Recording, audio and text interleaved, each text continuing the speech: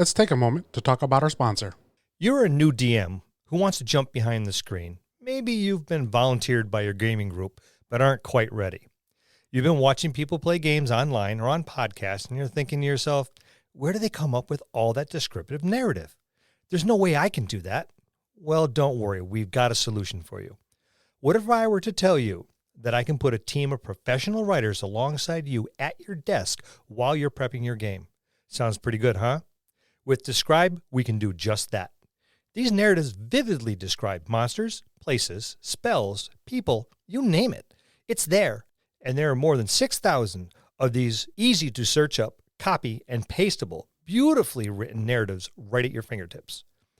Confidently read these narratives aloud in your campaign and impress noob and veteran gamer alike. And the best thing about it is, the library of narratives is constantly growing, and it's affordable. Describe has graciously provided us with a discount for our listeners.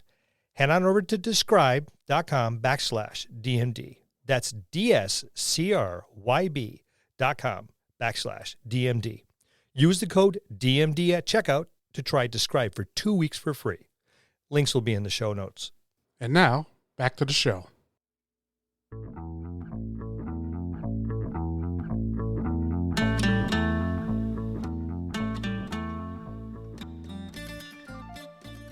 Hello, gentlemen. Hello. More DMD shorts. Part 3. Toi. 3. Trace. We don't trace. We draw freehand. Yeah. So this continues our short series on campaign starters, and today we're talking about the best kind of family, the dysfunctional one. We all have a dysfunctional family every game night. Yeah. Right? There's always a colorful bunch of people that gather around the gaming table on game night. And what better way to launch a campaign than with a dysfunctional family for your very own dysfunctional gaming family? Lou. It's dysfunctional squared. What do you have for us? The PCs are summoned by a wealthy person's attorney. They find out that they have a huge inheritance and a creepy mansion. They also find out they are siblings. Guess mom and dad got around a bit. What other strange mysteries reside in the mansion? We talked about how urban adventures could be a campaign setting within the walls of a city, and I think a creepy mansion can do just the same. Oh, yeah. Right? And this is kind of like a little take on the writ. You know, they get a summons to hear the reading of the will, and then they find out they're kind of like the Cartwrights from Bonanza. You know, they're all related, they're all brothers and sisters, whatever, but nobody's got the same mom, nobody's got the same dad, and now here they are, like level 1 characters, and they have this big creepy mansion they have to navigate. You know, maybe it's haunted. Maybe there's a haunting they have to figure out. Maybe it's haunted by their deceased parent. Maybe there's a wing. There's always a wing you're not supposed to go into. Don't go into the West Wing. Why? Why would I not want? No. Or that one sealed door. As you walk around the house, it takes a little while to realize, how come I can't get from this side of the house, from this side? I always got to go around. But I never seem to be able to find out what's in the around until they find a door sealed behind paper.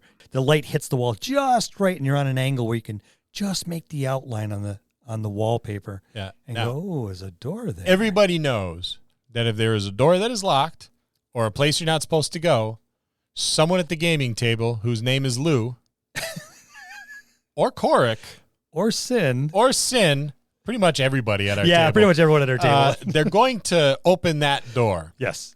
Because that's an invitation. Do not enter is like saying, come on in. It's kind of like, what took you so long? Challenge accepted. Yeah. And maybe there's a long corridor, and along the corridor on both sides there's doors, and the doors lead to places, but those places are not rooms. Those places are different places entirely. Yeah. Maybe a door leads to Kryn or Faerun or Arthas. Athos? What's the Dark Sun world? What's it called? I think it's Arthas. Arthas? Arthas, yeah, I think it's Arthas. Greyhawk. Anywhere. Modern Earth. Real life Earth. Any of the, you name it. Pocket dimensions. And this becomes the launching pad for a series of campaigns that take place within their home base. What if each door is being protected by a dead relative? Which makes it even better. It's mom and dad.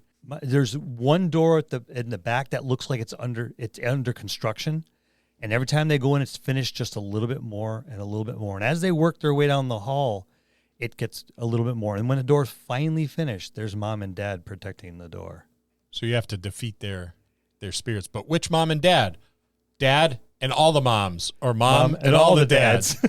And since there's so many dead relatives, because whoever mom or dad was really getting around and fornicating like a champ, there's a plethora of dead relatives you would not expect, right? Because there's so many moms, there's so many dads.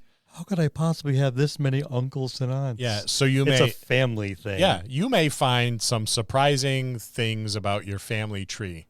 And it might be all through the whole house. Not just, Yes. there's little hints, there's little hauntings. I mean, here there's full manifestations, but when the conditions are just right, you might run into a long-lost stepsister or a great aunt. Or one appears through one of the doors, finally returning after getting lost, and it's another sibling, another brother, or another sister. Mm-hmm. But they're maybe much older than you, or much younger than you, or maybe they're the same age because they've been lost for such a long period of time. Time functions differently. But what about the attic, right? You just talked about like the east wing or the west wing or that place you're not supposed to go. But what about the attic? What about the basement? What's going on in the master bedroom? There's got to be one spot where even the spirits won't go. And why is that? And why is that? Why is that the safe spot?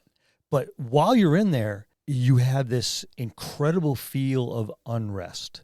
Because maybe it's not that safe. Maybe they're not going there because there's something bigger or scarier. Yeah, you think it's safe for you and realize it's not safe for them. How could this possibly be safe for me? And you unlock the mysteries, as your campaign progresses about this house that's been in the family for such a long period of time, and with the dead relatives, the room where nobody goes. No, and why are they protecting the doors? Why are they trying to stop? Oh, wait, you're a family member?